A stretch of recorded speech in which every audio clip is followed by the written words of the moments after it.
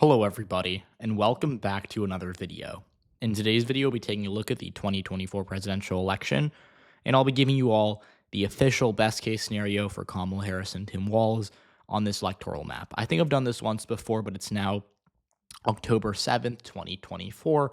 We have just literally a month to go till the election, and so this is the final time I'll be visiting this scenario, and we'll be doing the Trump-Vance scenario tomorrow.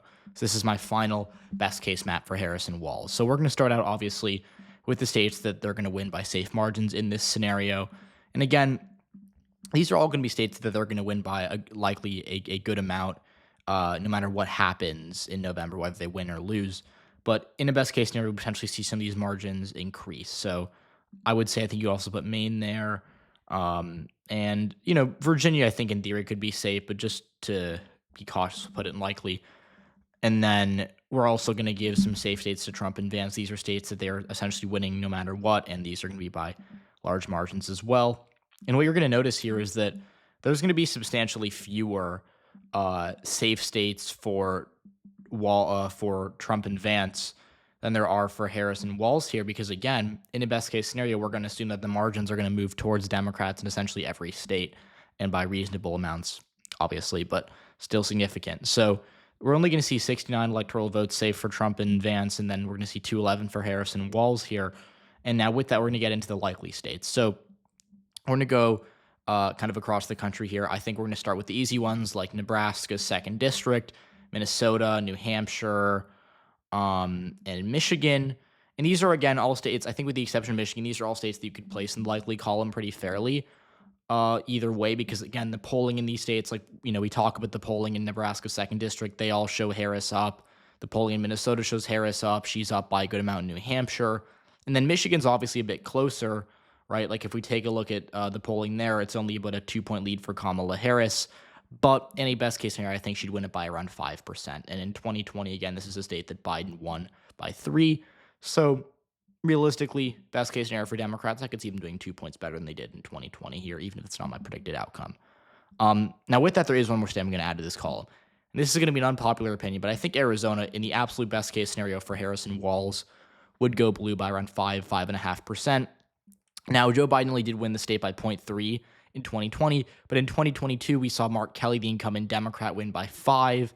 We saw Democrats win the governorship despite being down 3 points in the polls. And so this is a state where Democrats have outperformed in the past few elections. And realistically, if everything goes right for Kamala Harris, maybe she'd win it by 5. Now, with that being said, we're going to get into our likely states for Trump. And what we're going to do is we're going to kind of fill out the rest of this coalition here, right? Like the states that we expect to be going to him anyways. And for the most part, this isn't going to be too surprising. Again, all these lighter red states here are states that would otherwise essentially be characterized as safe for him. But in a scenario where Kamala Harris does really well nationwide, she's probably closing the gap by 5-6 points in these states, and in some states that could actually matter. But with that being said, we're going to move on to our lean, and also Indiana. How could I forget Indiana? But with that, getting into our lean states for Harris, this is where I think things are going to get bad for Trump. Harris would likely win Nevada, Wisconsin, Pennsylvania. These are kind of like the swing states that Harris could, in theory, win. And that's what's going to happen, right, is she would win Nevada, Wisconsin, Pennsylvania, North Carolina, Georgia, and she could actually win these states in a normal, in a predicted outcome. I think you can make a fair case for her in any of these states. But in the best case scenario, she'd probably be winning them by 3, 4, 5 points. And again, with the exception of North Carolina, Joe Biden won all these states in 2020. So put simply, all you need is really a 3-point swing towards Harris for her to win these states by the amounts that this video has her doing. And then in North Carolina, obviously Donald Trump did win the state in 2020 by about a 1.5. But this year, again, if we take a look at the polling data, it's interesting. Hold on. Where is North Carolina? Here we go. It's interesting because Trump's only up by about a point.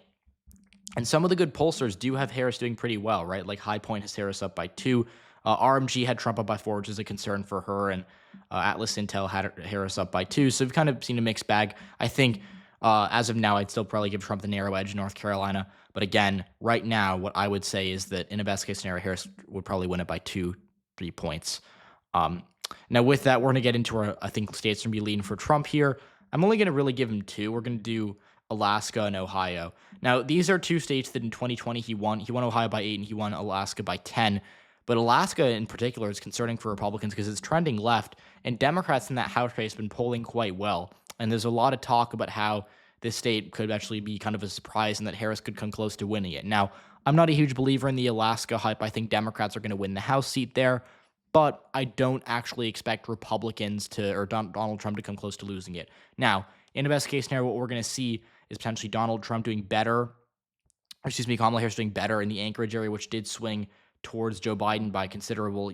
All these districts swung towards Biden by a considerable amount in 2020, and then Fairbanks as well, right? These are areas that also moved to the left. So all the urban areas in Alaska are pretty left trending, and Harris can capitalize on that. But even then, it wouldn't likely be enough to win. The state may become within 4 points of winning it, but that's her best case scenario. Now, Ohio, this is kind of the opposite of Alaska. It's a right trending state, and if we look at these counties, most of them moved towards Trump in 2020. The only area that actually improved for Harris was Cincinnati, or in the Cincinnati suburbs. So maybe if Harris continued the movement there and then held steady in the rest of the state, she'd be able to cut the margin down to 5 points, but that's really pushing it. That's why I think Ohio is so problematic for Democrats in the long run and even in 2024.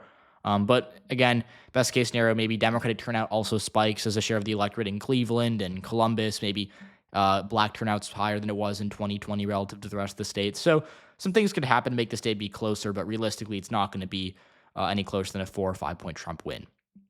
Now, with that, we're going to get into the tilt states here. So I think the first is going to be Maine 2nd District.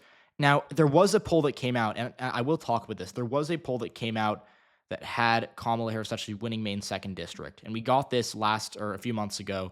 Let's go to the 2nd Congressional District. We got a Harris +5 poll from UNH in August. Now, that's to me an outlier, and that poll had her winning by 17 points statewide, which I think is a bit too favorable. But what we do know is that there are some signs of it happening. Now, the reason I don't think it's going to happen is because this is one of the districts that is most likely to overstate Democratic support in the country, right? Like we talk about how we have substantial rural or white working class voters who really don't respond to polls, and that has benefited Trump in the past. There's no better example of this than Maine's 2nd Congressional District, where I truly, truly believe that if we take a look at this district's demographics, it's easy to see why this happens. Again, Wisconsin and Ohio are the states in the Midwest where Democrats have underperformed their polls by the most historically. These are states that are rural, they're white. You have a lot of non-college educated voters that really decide how these elections go. That's Maine's 2nd District. So yeah, there's that one poll that has Harris up by 5, but we've got more recent polling that shows that she's, down by a couple points. She's down by 7, which I think is a fair representation of the race. And even if she does really well in Maine, maybe she does win it by 13 or 14, I would still expect her to lose the 2nd District by a point or so. And Florida's a similar thing. To me, Florida, I know a lot of people are going to argue that in the best case scenario for Harris, she'd probably carry it. And I could see the case for that. But realistically, we know that Democrats have really struggled here the past 4 years. They haven't come close to winning anything in Florida statewide, really, since 2018. And the problem for them now is that not only are they bleeding support with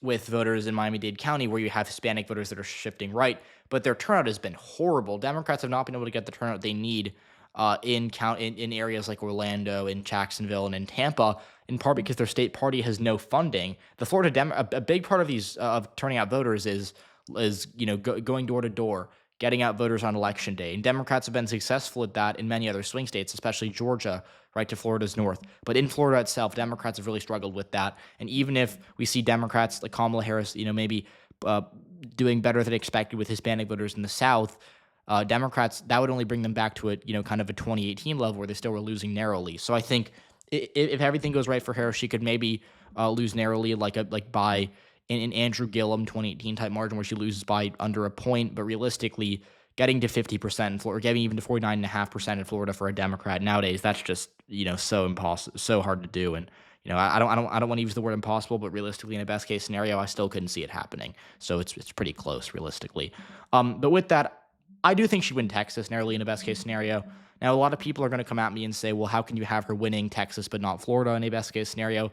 And it's simple. The trends for Democrats in Texas are better than they are for Democrats in Florida. And generally, when we see blue waves or red waves, the areas where the party that benefits from the wave does the best relative to expectations is the areas that are trending in their favor, right? So in 2018, Democrats had some of their best showings, not in, conservative rural districts, but in left-trending suburban districts. And in 2014, we saw Republicans, actually start to cut into Democratic margins in working class areas. And that was a sign of things to come, right?